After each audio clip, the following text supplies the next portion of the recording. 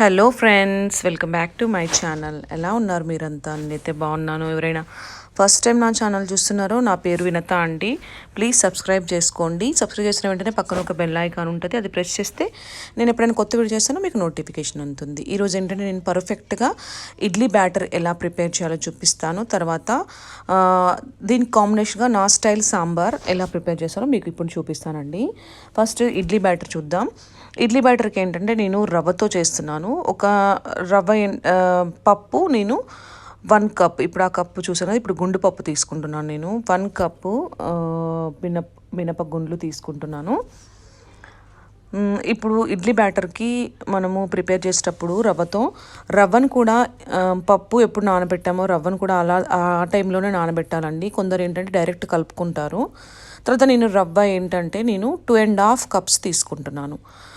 మినపగుండ్లు 1 cup అయితే నేను రవ్వను 2.5 కప్స్ తీసుకుంటాను. ఇది కూడా నేను ఒకటేసారి నానబెట్టేసి పప్పును ఈ రవ్వ మనకి ఒక 4 to 5 hours నానితే సరిపోతుంది. ఇప్పుడు నేను 2.5 కప్స్ తీసుకొని దీన్ని మంచిగా వాష్ చేసుకొని నేను ఇప్పుడు నానబెట్టుకుంటాను ఒక 4 to 5 hours. కొందరు ఏంటంటే అప్పటికప్పుడే రవ్వను కలిపేస్తారు. అలా ఎప్పుడు కలపకూడదండి. రవ్వ కూడా కంపల్సరీగా నానితేనే టేస్ట్ అనేది చాలా బాగా వస్తుంది. మళ్ళీ టెక్స్చర్ అనేది ఇడ్లీది చాలా ప్లఫీగా వస్తుంది అనమాట. ఇప్పుడు 4 to 5 hours నానబెట్టాలి. ఇప్పుడు 4 to 5 hours నానబెట్టింది కదా, చూడండి ఇలా మంచిగా పప్పు మొత్తం ఇలా నానిపోవాలి. అప్పుడు ఏంటంటే ఇప్పుడు నేను గ్రైండ్ చేసుకుంటున్నాను. ఫస్ట్ మినపప్పును ఎప్పుడైనా మనము చాలా మెత్తగా గ్రైండ్ చేసుకోవాలి. అలాంటప్పుడే మనకి ఇడ్లీ అనేది చాలా సాఫ్ట్గా వస్తుంది అనమాట. ఇప్పుడు ఇడ్లీ రైస్తో కూడా చేసుకోవచ్చు, బట్ నేనైతే ఈరోజు ఇడ్లీ రవ్వతో చూపిస్తున్నాను. ఇలా చాలా మెత్తగా గ్రైండ్ చేసేసుకొని మనము ఇంకా రవ్వను కూడా కలిపేసుకోవాలన్నమాట.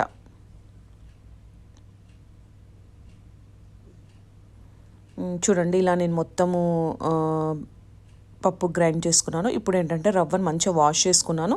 తర్వాత ఏంటంటే కొంచెం వాటర్ లేకుండా చేసి మనము ఈ ఇడ్లీ బ్యాటర్లోకి కలిపేసుకుందాం. మరీ వాటర్ ఎక్కువ ఉండకూడదు, వాటర్ కొంచెము తీసేసి మనం కలుపుకోవాలన్నమాట. ఇప్పుడు ఇలా మంచిగా మనము వాటర్ అంతా తీసేసుకొని ఇంకా మొత్తం కలిపేసుకోవాలన్నమాట.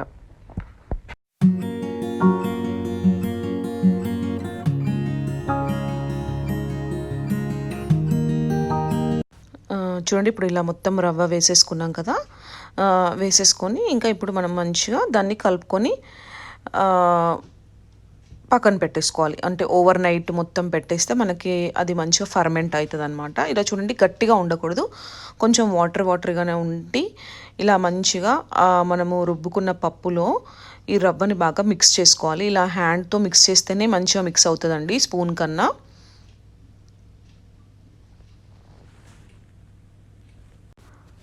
ఇట్లా బాగా మిక్స్ చేసుకొని మనం ఇంకా ఓవర్ నైట్ ఫర్మెంట్ కానివ్వాలండి.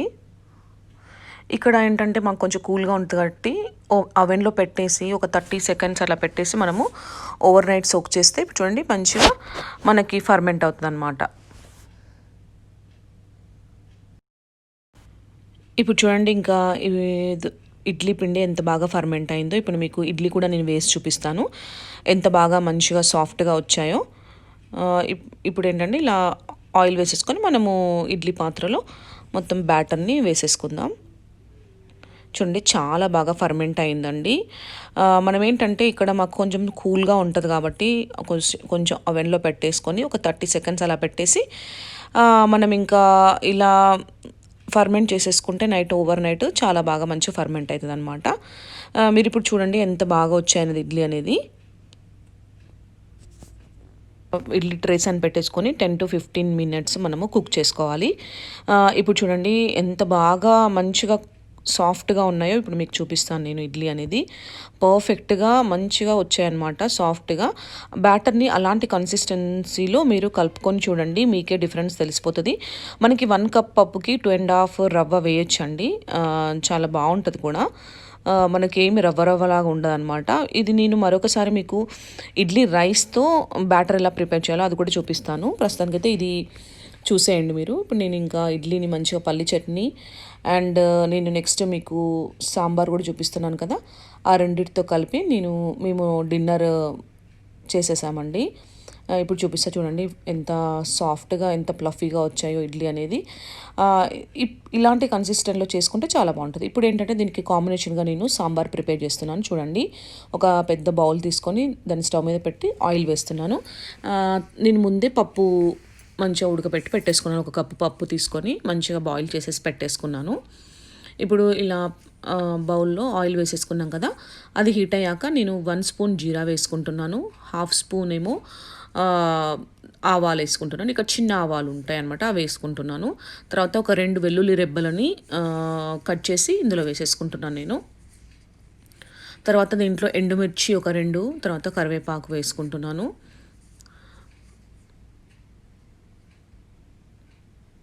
ఇప్పుడు ఎండు కరివేపాకు కూడా ఉంది నా దగ్గర, అది కూడా వేసేసుకుంటున్నాను. వేసేసుకొని బాగా ఫ్రై చేసుకోవాలి.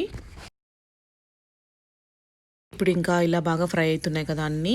ఇప్పుడు ఏంటంటే నేను ఒక పెద్ద ఉల్లిపాయను కట్ చేసుకొని పెట్టుకున్నాను, అది వేసేసుకుందాం. కొంచెం పెద్ద పెద్దగా కట్ చేసుకోవచ్చు సాంబార్లో కాబట్టి. తర్వాత ఏంటంటే కొన్ని వెజిటేబుల్స్ వేసుకుంటాను. మీ దగ్గర ఏమైనా అవైలబిలిటీ ఉంటే అవి వేసుకోండి. నేను సొరకాయ, క్యారెట్, మునక్కాయలు వేస్తున్నాను. మీ దగ్గర ఇంకా ఇవి దొండకాయ, బెండకాయ, వంకాయ అవి కూడా వేసుకోవచ్చు. నేను ఇక్కడ ఒక ఆలూని కట్ చేసి అది కూడా వేసుకుంటున్నాను.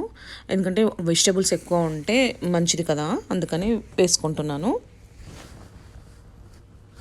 ఇలా వేసుకొని ఇంకా బాగా మనము ఈ వెజిటేబుల్స్ అన్నీ బాగా కుక్ చేసుకోవాలన్నమాట.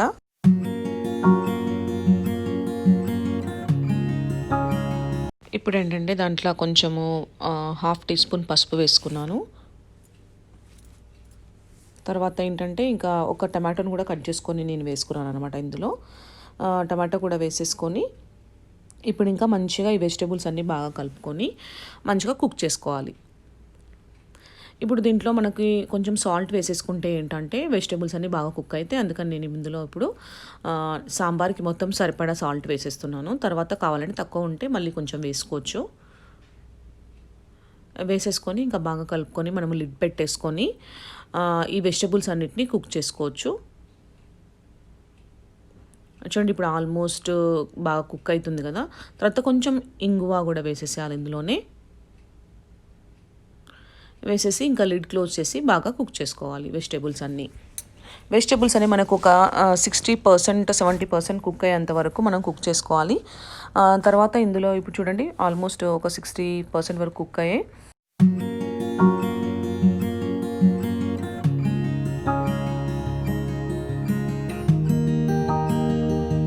ఇందులో ఏంటంటే నేను ఇప్పుడు పప్పు వేస్తున్నాను. నేను ముందే కుక్ చేసుకొని పెట్టుకున్నానని చెప్పాను కదా, ఇలా మెత్తగా కుక్ చేసుకొని ఇందులో వేసేసుకుంటున్నాను. వేసేసుకొని బాగా కలుపుకోవాలి. ఇప్పుడు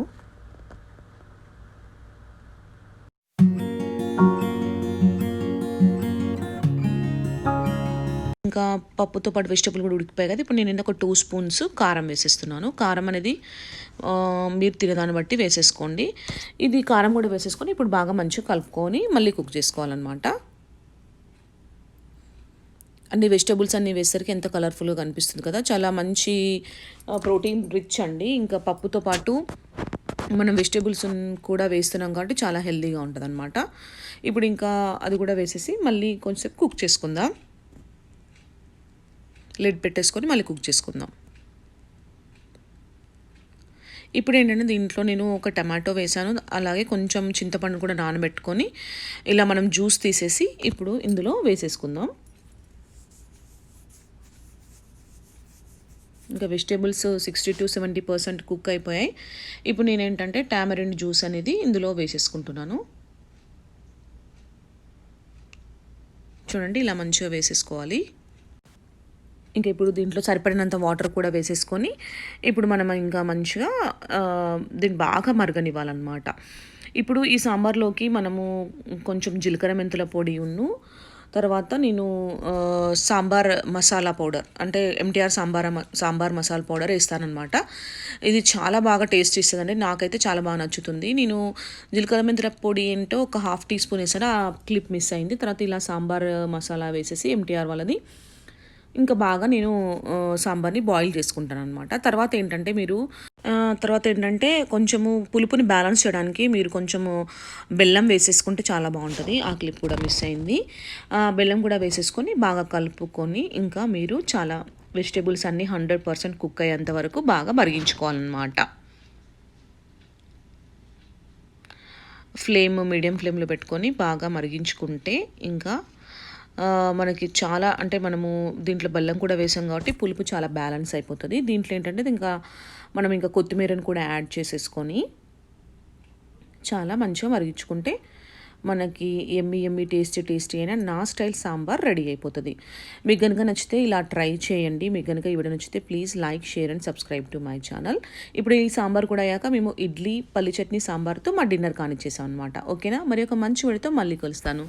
బాయ్, టేక్ కేర్.